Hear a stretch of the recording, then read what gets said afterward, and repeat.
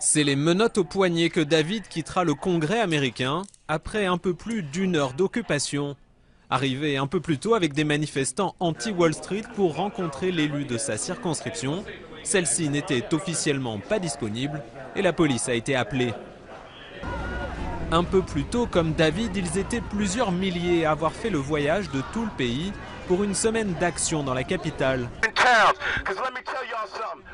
Melissa et son petit groupe ont fait 24 heures de car, payés par un grand syndicat, depuis le Missouri pour venir occuper le bureau de leurs représentants au Congrès.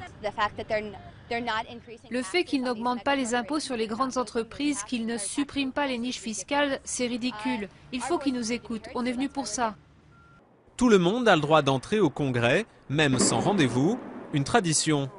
Un groupe entre directement dans le bureau de Vicky Hartzler, une républicaine proche des ultra-conservateurs du Tea Party, et exige de la rencontrer. Elle n'est pas disponible, mais je peux voir si l'un de ses assistants parlementaires peut vous recevoir. Non, on voudrait vraiment parler directement à Vicky, mais on peut attendre. Syndicalistes, étudiants, chômeurs, anti-Wall Street, ils viennent moins avec une liste de revendications qu'avec un grand message. Les inégalités augmentent, il faut changer le système et taxer les riches. 1% de la population détient 34% de la richesse du pays. Et nous, les 99%, on doit se partager les 2 tiers qui restent. Eux finiront par être évacués par la police, mais cet autre groupe réussira à rencontrer leur élu.